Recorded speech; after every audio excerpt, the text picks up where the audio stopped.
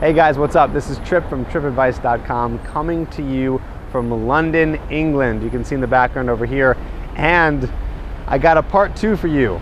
I was in Paris and we were talking about how to be charming, and there was a few things that I left out that I want to go over for you in terms of how to be charming, and this is part 2. So a few crucial ingredients that I left out in terms of how to be charming are a few things that you can use the next time that you're talking to a girl.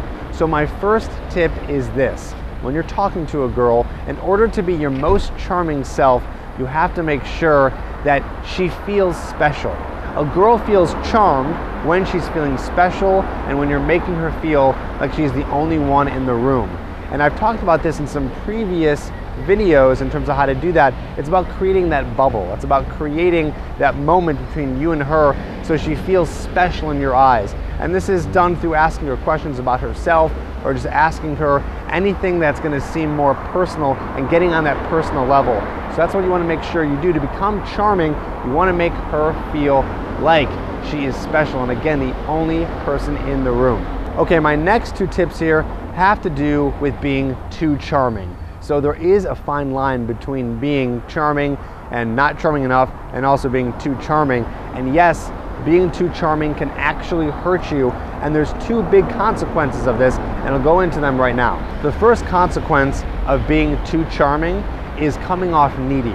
So if you're over flirting, or if you're coming off kind of desperate, like you need her, like you want her so much, this is no longer charming, guys. Instead, this is just you being desperate for her, and women can smell you being desperate a mile away, and this is extremely unattractive. So that's the first consequence. Now, the second consequence of being too charming is actually coming off very fake.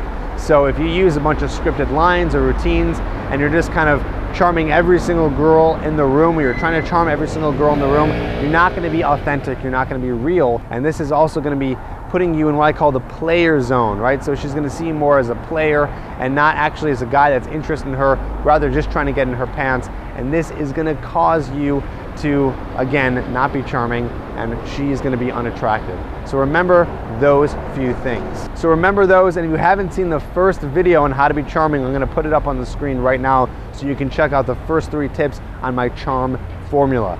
Go ahead and subscribe to the channel for you to get more videos every single week. Thank you so much for watching, and I'll see you on the next video.